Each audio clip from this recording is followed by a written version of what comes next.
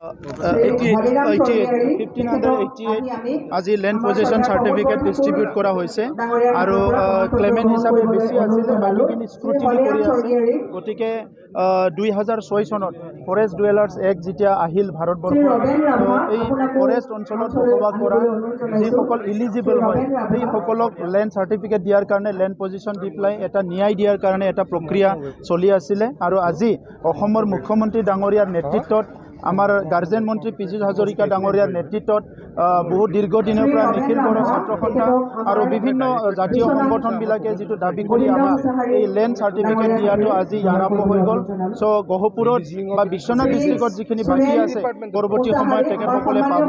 গতিকে এইটো এটা ডাঙৰ ন্যায়ৰ কাম হৈছে মুখ্যমন্ত্ৰী ডাঙৰীয়াক মই এই অঞ্চলৰ জনজাতীয় ৰাইজৰ হৈ ধন্যবাদ জনাইছোঁ অনাগত দিনত জনজাতীয় ৰাইজে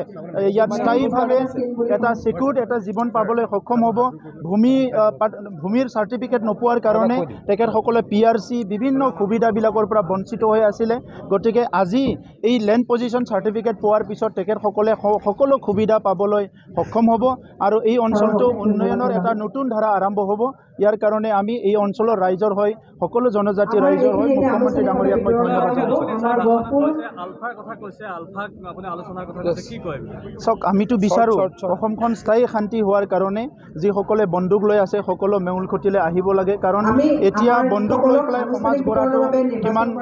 সক্ষম হ'ব সেইটো আমি সকলোৱে জানো সেইকাৰণে সমাজখন যদি আগুৱাই লৈ যাব লাগে শান্তি প্ৰতিষ্ঠা কৰিব লাগিব আৰু শান্তি প্ৰতিষ্ঠা কৰাৰ স্বাৰ্থত সকলো মূল খুঁটিলে আহিব লাগে এইটো আমি আহ্বান কৰোঁ